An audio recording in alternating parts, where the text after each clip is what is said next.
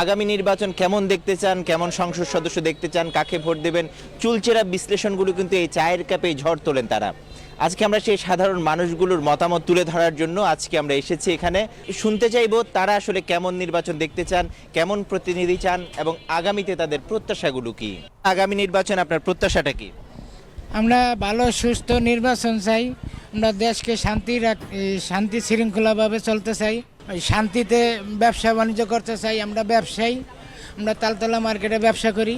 এত বছর আমরা ভোট দিতে পারি না, এবার আমরা সুখ শান্তিতে ভোট দেব, এটাই আমাদের এই সরকারের কাছে আবেদন। নির্বাচন কেন্দ্রিক আলোচনা কি শুরু হয়েছে কিনা এবং কেমন একটু বলেন।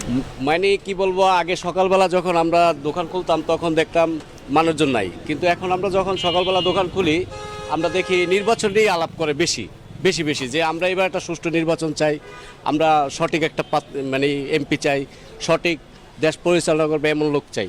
আসলে নির্বাচনের আমাদের দোকানপাট খুব ভালোই চলতেছে ইনশাল্লাহ। 16-17 বছর আমরা ভোট দিতে পারি নাই, সামনে আমাদের একটা নির্বাচনে আমরা চাই এই বাংলাদেশের মানুষ সবাই তার ভোটের অধিকার ফিরে পাক। মারামারি কাটাকাটি আমরা চাই না, সুন্দর একটা নির্বাচন চাই। আমরা যে সবাই ভোট কিনতে যাইতে পারি আর সবাই ভোট দিতে পারি বাংলাদেশের মানুষ, আমরা এটা প্রত্যাশা করি। এভাবেই 12 তারিখকে কেন্দ্র করে মানুষের মধ্যে প্রত্যাশা তৈরি হয়েছে। আগামী 12ই ফেব্রুয়ারির পর একটি সংসদ তৈরি হবে। সেই সংসদ কেমন দেখতে চান, এই প্রশ্নটি নিয়েও আমরা সাধারণ মানুষের মতামত জানতে চাইব। আগামী 12 তারিখ যে সংসদ নির্বাচন হবে এবং নির্বাচিত সংসদের কাছে আপনারা আসলে কেমন সংসদ দেখতে চান? ধন্যবাদ আপনাকে।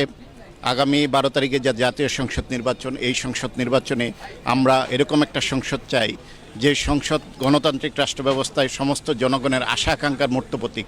এই সংসদে সরকারি দল এবং বিরোধী দল প্রাণবন্ত আলোচনায় থাকবে জনগণের চাওয়া পাওয়াগুলো নিয়ে। এই সংসদ এরকম সংসদ হবে যেখানে বিরোধী দলের যদি কোনো ভালো প্রস্তাব আসে সেই প্রস্তাবগুলোকে সরকারি দল না ভোটের মাধ্যমে ডিনাই করে দেবে, এরকম সংসদ আমরা চাই না। যদি গুরুত্বপূর্ণ কোনো ইস্যুতে বিরোধী দল কোনো ধরনের প্রস্তাব নিয়ে আসে, এটা যেন সরকারি দল খুব ভালোভাবে গ্রহণ করে এবং আলোচনার মাধ্যমে এই প্রস্তাবকে গ্রহণ করে অথবা এই প্রস্তাবকে ডিনাই করে। আমরা এরকম একটা প্রাণবন্ত সংসদ চাই, যেই সংসদ আগামী 5 বছর আমাদের জনগণের আশা আকাঙ্ক্ষা নিয়ে কথা বলবে, আমাদের উন্নয়ন নিয়ে কথা বলবে। এই নির্বাচনকে ঘিরে আরেকটি নতুন বিষয় যুক্ত হয়েছে, সেটি হলো গণভোট।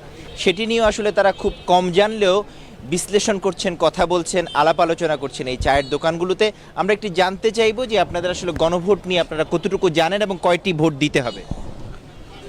গণভোটটা হচ্ছে 5 আগস্টের পরে যখন হচ্ছে সংসদ ভেঙে দেওয়া হয়েছে, ভেঙে দেওয়ার পরে জাতীয় ঐক্য কমিশন গঠন করা হয়েছে, বিভিন্ন রাজনৈতিক দল সবাই মিলে একসাথে কিছু কিছু জিনিসে ঐক্যমত পোষণ করছে, এগুলা হয়তোবা পরবর্তীতে সংসদের মাধ্যমে পাশ করানো হবে।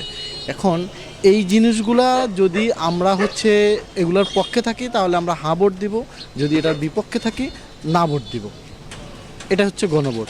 আমরা কিন্তু একটা কনসেপ্ট এখনও ক্লিয়ার হয় নাই, সেটা হচ্ছে গণভোটটা আসলে কিসের ভিত্তিতে হচ্ছে, ভোটটা আসলে কিভাবে দিচ্ছি, কেন দিচ্ছি, এই কেনটা এখন আমরা খুঁজে বের করতে পারি না। আমার কাছে মনে হয় এখন বর্তমানে যারা এই ভোট কেন্দ্রিক যারা কাজ করে যাচ্ছেন তাদের এই কনসেপ্টটা ক্লিয়ার হওয়া জরুরি যে হ্যাঁ ভোটটা কি আর না ভোটটা দিই, হ্যাঁ ভোট দিলে আমাদের কি বেনিফিট হবে এবং না ভোট দিলে আমরা কি ক্ষতি হতে পারে বা এরকম একটা আশঙ্কা থেকে কিন্তু আমরা বের হতে পারি নাই।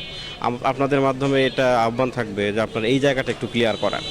সংশয় পেরিয়ে আগামী 12ই ফেব্রুয়ারি ত্রয়োদশ জাতীয় সংসদ নির্বাচন, আর এর মধ্য দিয়ে একটি সংসদ তৈরি হবে। সাধারণ মানুষ বলছেন তারা এমন একটি সংসদ দেখতে চান যেখানে মানুষের গণতন্ত্রের যে মতামতের জন্য তারা ভোট দিয়েছেন সেই ভোটটি যাতে কার্যকরভাবে প্রতিফলিত হয় পুরো 5টি বছর ধরে, এবং সেই সংসদ যাতে গান বাজনার কেন্দ্রবিন্দুতে পরিণত না হয়। তারা চান সেই সংসদের মধ্য দিয়ে আগামীর একটি সুখী সমৃদ্ধ বাংলাদেশ গড়ে উঠবে।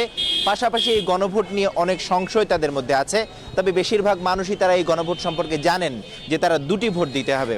এখন দেখার বিষয় হলো আগামীতে যে সংসদটি নির্বাচিত হবে সেই সংসদটি মানুষের এই আশা আকাঙ্ক্ষাগুলো কতটা প্রতিফলিত করতে পারে আগামী 5টি বছর। Alauddin Majumdar, VTV news, Dhaka.